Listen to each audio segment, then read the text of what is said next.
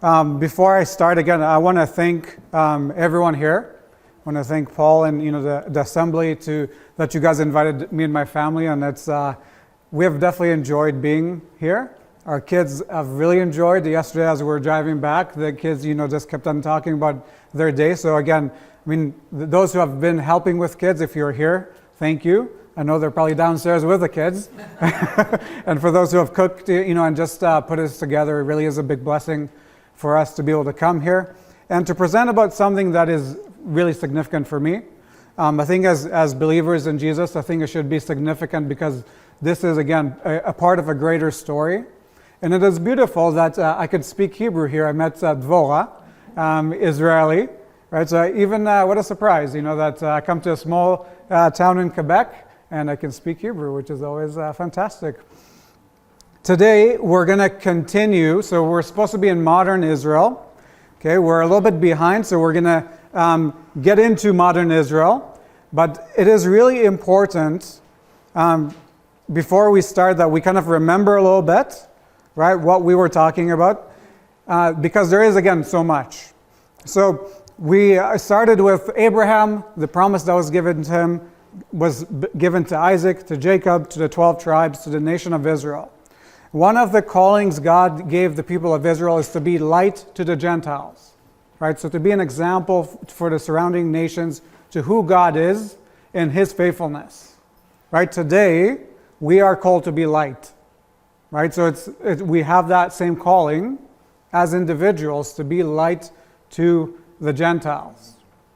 Now, if you remember in history, pretty much everyone conquered Israel, right? So it kind of went from Egypt for a bit, and then Assyria, and then the Babylonians, and then the Persians, and then the Greek, and then the Romans, right? The Roman Empire conquered. And in the time of the Roman Empire, we were introduced to the most significant Jewish person, Jesus, Yeshua, right?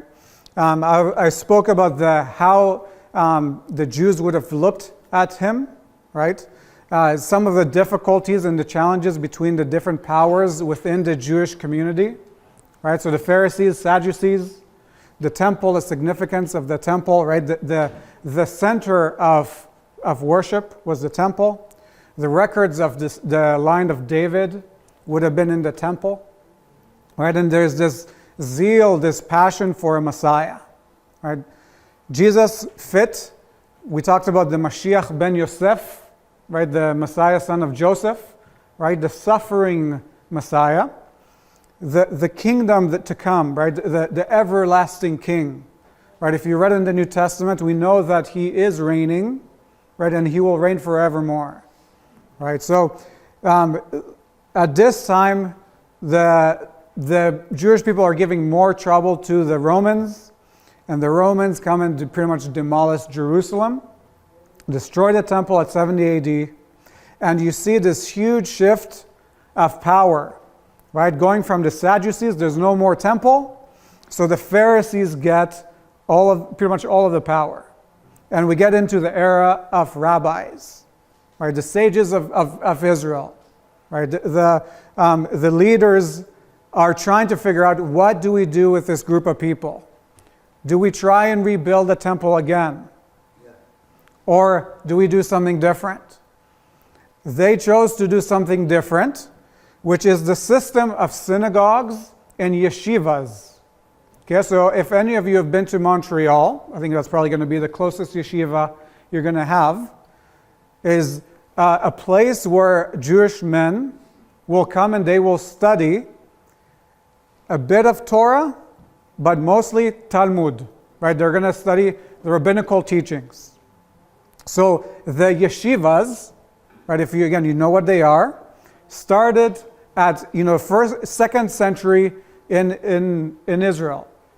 So again, you have this shift of power where you don't have to go to the temple anymore. Plus you have probably over 1 million Jewish people who are outside of the land of Israel. Right, so when Paul is traveling, he's going to synagogues, and they would have to come to Jerusalem to celebrate the Passover, the Feast of Weeks, right, the Feast of Tabernacles, right, the three. So there's changing their system. We are seeing that the Jewish religion, right, that the belief in the Old Testament is going to start shifting, and it's going to start shifting very dramatically. We see in this time also the church is growing rapidly, right? Going from it was almost all Jewish to the Gentiles were included, to the church becomes pretty much Gentile, and then the Jewish believers, they are struggling to be part of the nation. They believe that Jesus is returning soon. Soon for God is a bit longer than what we expect, but they thought he is returning soon, right? They thought that the whole idea of the troubles to come that are going to happen right now, and they did come when the Romans came and destroyed Jerusalem. But we need to understand that at this time the rabbis are going to be getting the authority of how do we do life. Now most people don't understand that the rabbi is going to dictate everything. If you believe in, I call it rabbinical Judaism. Right? So a lot of people will say, are you Jewish? Meaning, are you religious? Right? So let's say Dvorah. Dvorah is not, she's not religious in Judaism. Myself, I'm not religious in Judaism either. There is a Pharisaical Judaism, easier way to say it, rabbinical Judaism, where the rabbi dictates absolutely everything in your life. Me and my family, we lived in Israel, in Pardes Chana, so a small town, or a small city, we'll call it. And we lived on the way to a synagogue. Right, so on a Saturday, the men and the kids, they will walk to the synagogue to go worship God. And in the winter, it will rain, and it can rain quite heavily, more heavy than what we had today. And they will walk, and they'll get wet as they're walking. Me and my wife were sitting outside looking at all these men getting wet as it's raining, and we're just like, why don't you use umbrellas? Like, what's going on here? Now, you understand, if you lived in Israel long enough, you understand that there's something religious happening here that I had no idea what it was. And on the Sabbath, there's a commandment to not do any work. Right? So you don't do any work. Now, you don't do any work of the temple or any. So one of the interpretations of that is that you can't erect a temporary shelter. So some rabbi that must have lived in a very dry place decided that opening up an umbrella is erecting a temporary shelter. So you walk wet to synagogue. So the rabbis dictate everything. There's a misconception, Paul and I were talking over lunch. There's a misconception about literacy in Jewish culture or in the ancient world, right? That most people could not read at that time. Most people did not own a scroll, right? They had to rely on someone who could. And there is, again, in rabbinical Judaism, there is the thinking which, interestingly enough, you can see a parallel to the Catholics, is that who are you to know how to translate or to interpret the Bible? You need a priest, right? You need somebody who knows how to read. Now there's some, it makes some sense to some extent. If you can't read, how are you going to interpret the Bible? Most people did not have time to go to Hebrew school, right? People lived in poverty for the most part. They had to go work. Right? So you have to rely on the person who does know how to read and that has put their life in interpretation. What happens is I have to rely on him to follow whatever he tells me. If I want to be faithful to this God that made a covenant with my people, I have to rely on him. So what happens is we start seeing a huge shift from what we see in the Bible to what we see today. Right? Today, if you go to Montreal, You go to me and my wife, we went to the Jewish, place there to eat some bagels. It's kind of like a thing you have to do, right? And you see the Orthodox, and you see the different hats, and a whole world. And even though I, grew up in Israel, I'm Jewish, I celebrate the feasts. I'm always wondering, how did you get from the Old Testament to this? Right? How do you get there? Now, what you see as you start seeing little changes in theology, little changes in tradition. A lot of times when Satan is maneuvering things, right, it's not going to be so super obvious. Right? He will change a little bit. Right? A little bit here, a little bit there, right? To the point where it's unrecognizable. Right? How do you get to a point where the idea that you don't need to repent comes into Jewish society when, if you read in the Old Testament, it is undeniable that sacrifices were important, that sin is a huge theme of the Torah and the Bible. How do you get there? How do you get to a place where I need to explain to another Jewish person that the God of Israel cares about purity? How do you get there? Slowly, with rabbinical teaching that has to know how to deal with a whole nation that their most important city got burnt, that their place of worship got burnt, and pretty soon we see the Roman Empire is going to disperse the Jewish people out of Israel. Right? We see already a lot of Jewish people living in Europe, but what we will see is that the Jewish people are pushed or taken to Europe. There's going to be a lot in northern Africa as well. So pretty much the Roman Empire. Now, something that's important to understand is that you still have Jewish people who are left. Whenever the empires move the people, which with Israel they do a few times, they leave a group there still. Right? And we will see it throughout history. But what we see is that the Jews are in Europe. Europe is extremely significant in Jewish life today. Right? Almost anyone who is Jewish, most people who are Jewish, they have a tie to Europe. For my family, it's going to be Russia and Poland. Okay, for some, it might be France. France is a big one. Spain was a big one. Hungary was a big one. Right? And they need to figure out, how do we do life not in the promised land? Right? How do we do life surrounded by Gentiles? And the rabbis will develop the Jewish religion, right, rabbinical Judaism, to the point where it's unrecognizable.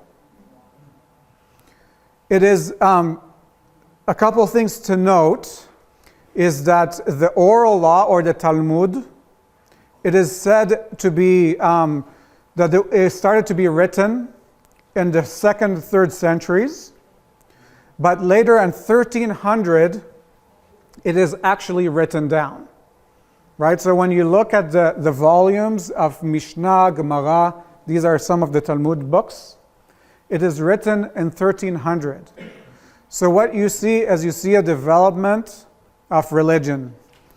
I'll give you an example of things that change, very significant, where we had a discussion. What does it mean to be Jewish? Who gets to decide who is Jewish and who is not?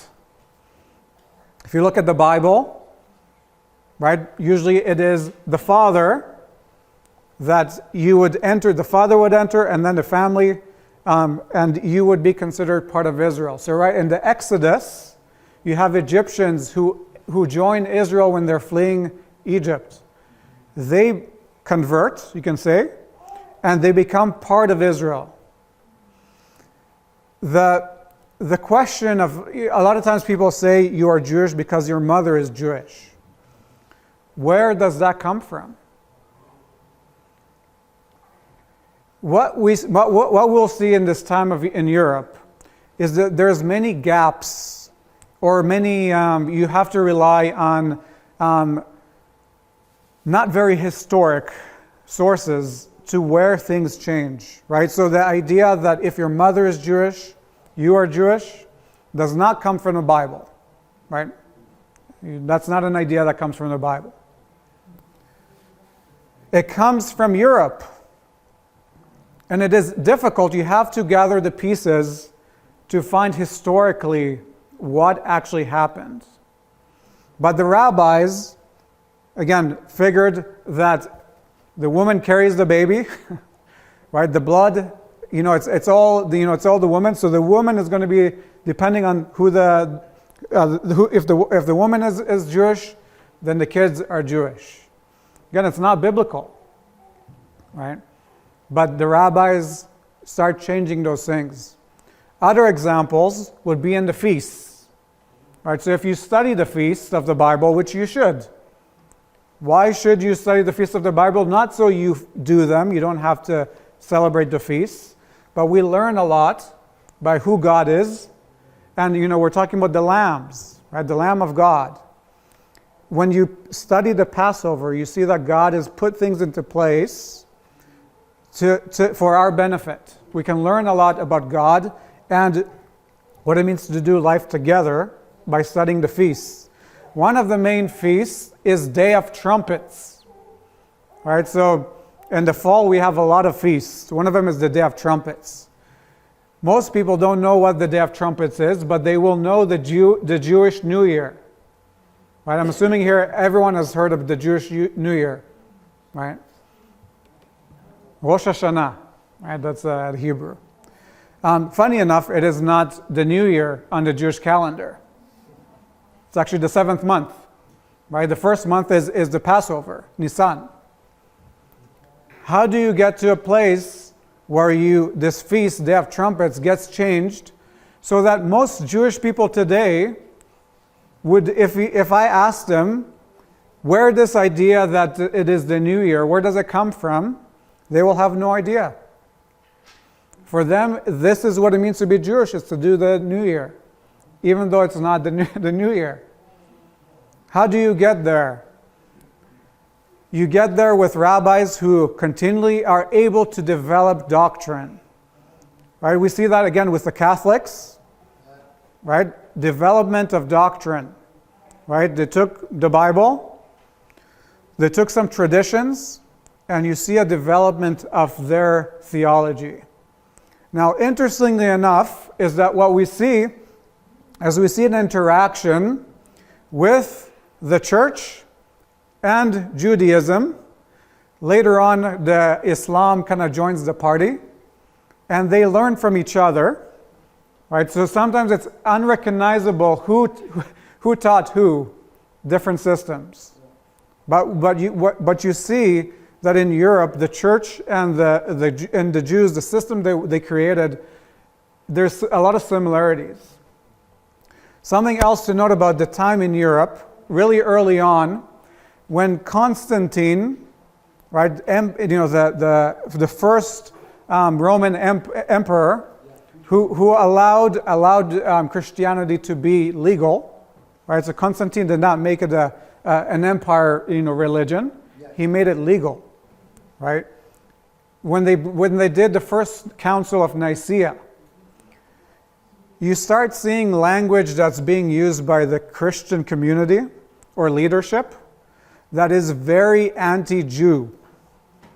Very anti-Jew. When they are when they're doing their Nicene Council, and they're trying to figure out, what do we do with Pentecost? When do we celebrate Pentecost? Some say we need to base it on the Jewish calendar because, I came from the Jewish people. Some say, no, the Jews are cursed. The Jews don't belong. The Jews are done with. And we do our own thing. And that's why you see with Eastern Orthodox and Catholics, they have different times because they couldn't agree on when do you who do you follow. But the language that we start seeing is that the church is anti right? It's not we're all the bride. We're all we're all Israel. It's you are no longer part of this.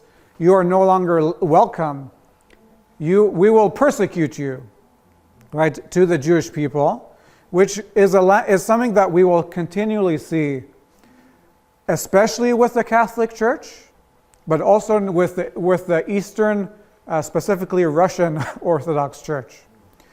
Whenever we have language like this when it comes out of leadership, we see that it gives permission to the church to persecute the Jewish people, and soon we'll see to what extent. But we need to understand is that Jews at this time, they're struggling to know how do I do Jewish life in Europe? How do I deal with the Christian population that is persecuting us? There's some places like Spain, that's going to be much later, but Spain, the Catholic Church in Spain would convert Jews by telling them to eat pork or they will kill them. Right? That was the Catholic Church idea of conversion. Right? The Crusades, however you want to look at them, unfortunately, a lot of Jewish people were targeted during that time. If you look at history, Islam is coming through, right? Islam is started, and then we see that Islam is coming through. The Muslims eventually conquer Israel, and the Crusades kind of battle back and forth. A lot of people would say that life for the Jews was easier or better under Islam back then than it was under Christianity. The reason why I'm saying this is that a lot of people ask me, why do Jewish people don't believe in Jesus? And one of the reasons, right, it's not the reason, I don't think, but one of the reasons is because the Jewish interaction with the Christian was a brutal one. They did not see Christ. They saw the sword. We need to understand that as the Christians are being more and more aggressive with the Jewish people, that the rabbis, one of the most famous rabbis in history, and is still one of the most influential, his name is Rashi. There's no exam later on, so you don't have to remember him. But Rashi, he is one of the most important rabbis who so he interpreted all of the Torah, and his interpretation is still, this is going to be, I think 1300, I can't remember exactly, Dvor, I don't know if you remember. So 1100? Yeah, 1100. And his interpretation today is still considered the top interpretation. So if you go to a yeshiva and you go open one of their books, you'll see that their system, they don't do lines like we do, they have squares of different rabbis who interpret it.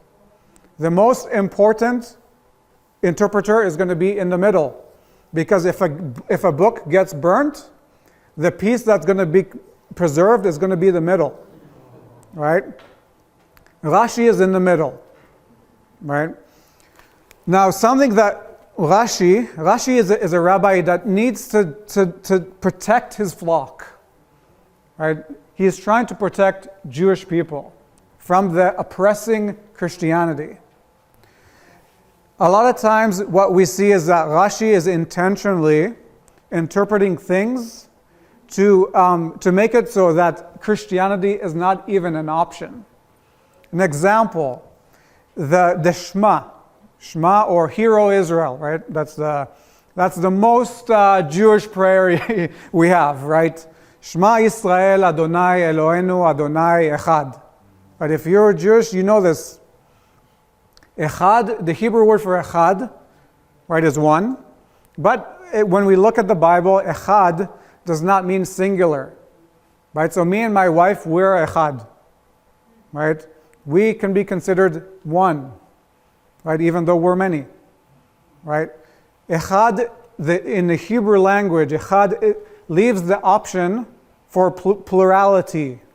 Rashi would say yachid. Yachid is singular. He is changing, he's trying to protect the Jewish people from Christianity, right? Christianity, the idea of the Trinity, which again, if you look at the Torah, you will see, I can show you the Trinity, right? Or an example of how God is more complex than just a yachid, or just a singular. But Rashi is going to bring in a word to make sure that you don't even get close to Christianity. And this will affect Israel for generations. Rashi also introduced a prayer that has a exclusion, a curse to the Christian, the Jew who believes in Christ. Yes? About when did Rashi live? I think it's 1100, right? France, 1100. Right, so Aramaic, one of the languages that came out of Babylon, right? So part of Daniel is in Aramaic, right? So there is, we'll talk about language as well. So you have, in Jesus' time, they're speaking Aramaic. They would have known Hebrew because that's what it was used in the synagogues. It was used in different ways. When they go to Europe, they have Aramaic. They are learning, obviously, the language of the country. But also a language that gets introduced is Yiddish, right? Yiddish, almost, it doesn't matter where you came, as a Jewish person, you know what Yiddish is. A lot of the Jewish words are Yiddish, right? They're not actually Hebrew. And Yiddish is a cocktail of German, and a few different, Russia. There's a few different, there's a bit of Hebrew in there. My grandpa would have spoken Yiddish. He would have spoken German. He learned Hebrew, so languages. And Yiddish, so the Jewish people are going to look at Hebrew as the holy language, right? The language that's preserved for Torah, right? Yiddish is going to be the language that we speak. Vernacular. Today, if you go to Orthodox community, there's a good chance that they will know Yiddish. Let's say if you go to some places in Israel, they will know Yiddish. They won't know Hebrew, spoken Hebrew. They will know the prayers in Hebrew, but it is preserved for holy work.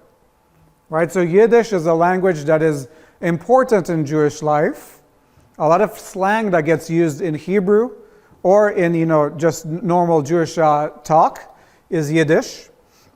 But something that we will see is a lot of times it's easy to look at the Catholics and blame the Catholics for a lot of things. It's really easy because they had a long time to do a lot of things.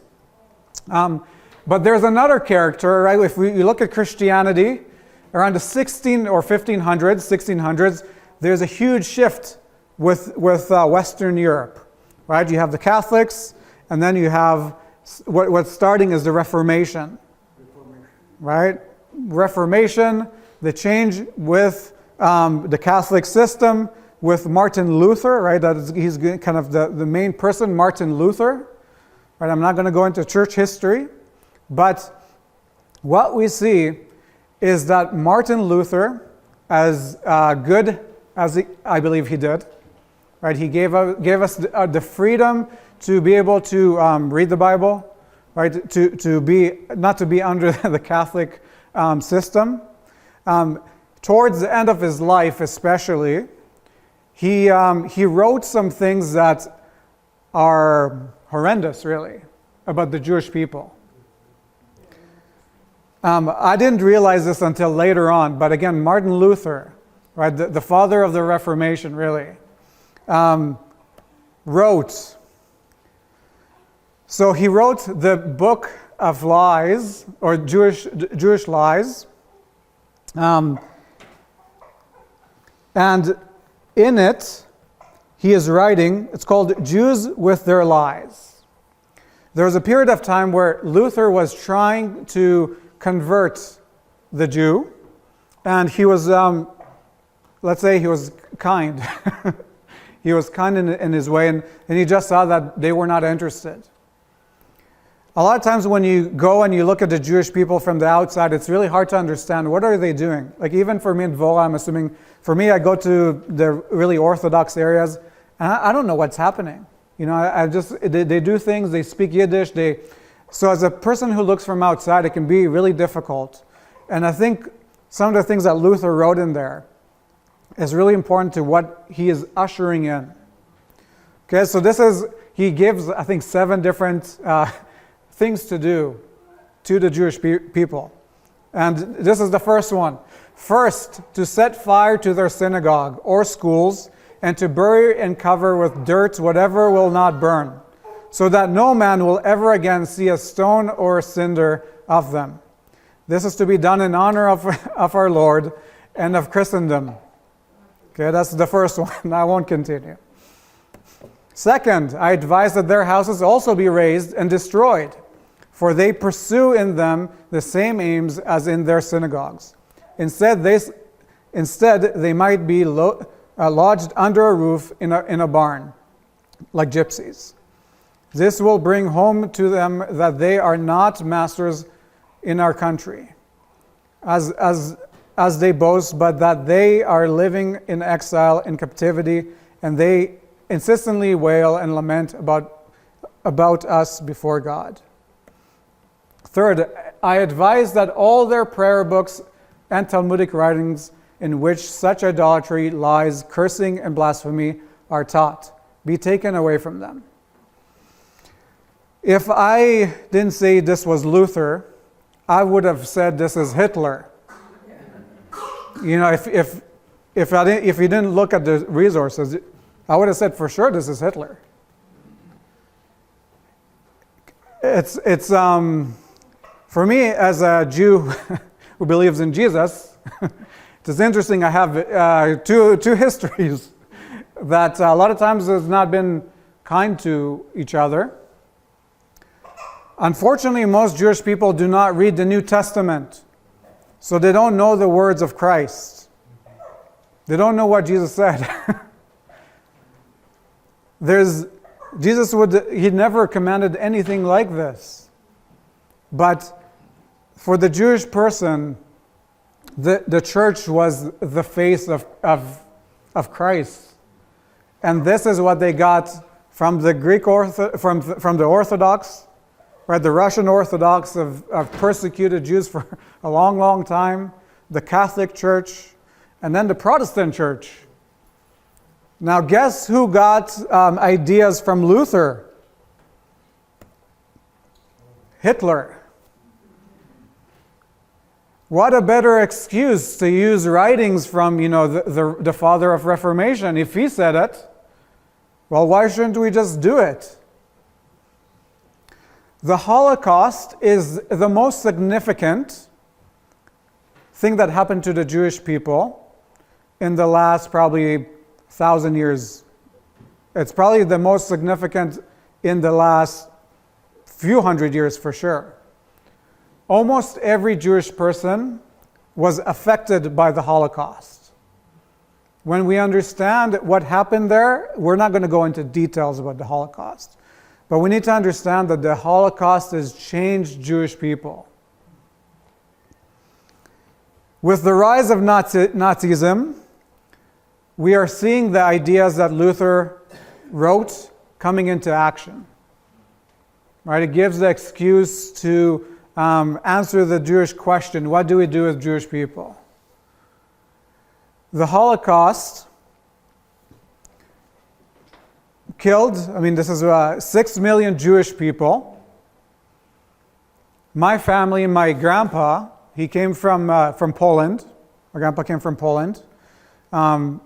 His whole family got killed in the Holocaust, right? Him and a brother survived out of a family of probably 20 to 30 people. Almost every Jewish person you're going to go to will have some story, even if their father or their grandpa or father did not come from the Holocaust. They were affected in some way.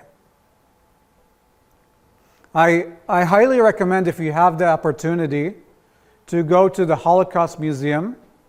There's a great one in Toronto. I'm assuming there's probably something in Montreal as well. Be surprised if there isn't. Because there are things that we need to understand. This is not just Jewish people, but this is probably the most intense one, right? 6 million people, your whole family. And it's not just the 6 million, as soon we'll see. 6 million died. But the whole nation gets affected. The whole nation. The terms never again come out of this. Israel today, right? The reason why Israel is doing what it is today is because of this, right? Never again, we'll never again allow this to happen. Atheism is introduced in Jewish life. Where was God in the Holocaust? That is a hard one to answer. Try to tell my grandpa that lost all of his family that Jesus loves him, that God chose you. How do you deal with that? How do you deal with being chosen and having this history, tradition, stories about how God, did all these things, and then you get brutally murdered like that? What came out of the Holocaust was a lot of Jewish people, again, even though Hitler by no means was Christian, he lived in a Christian nation, so he was a Christian. And guess who killed the Jewish people? The Christians. So a lot of people say that the Holocaust was, once again, the Christians persecute Jewish people to such extent. We're going to go into modern Israel because this is really going to be the birth of modern Israel. Okay, what happened in the Holocaust, again, if you have the opportunity, go to a museum. It really is significant. Me and my wife, we were able to go to Poland. Again, my grandpa came from Poland, and this was Auschwitz, the biggest concentration camp. We were there in winter time, funny enough, which kind of just adds to how terrible it would have been. Because again, it is important for us to learn about these things, but something that I've learned, my grandpa told us stories about, not everything, but he told us stories. And I've learned that when you are chosen, that it does not mean an easy life. The story of the people of Israel is one of hardships. Again, it's not just this. God promises Abraham that he's going to make a great nation out of him. And then he tells them they will go to slavery for 400 years. That's a hard thing to deal with. They get to the promised land, and eventually the Syrians come, then the Babylonians come, and then the Greeks come, then the Romans come, and then it just keeps on going. The question is, how do you deal with that?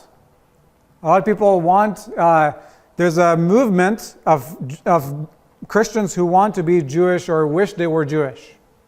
There's people that really wish they were Jewish, right?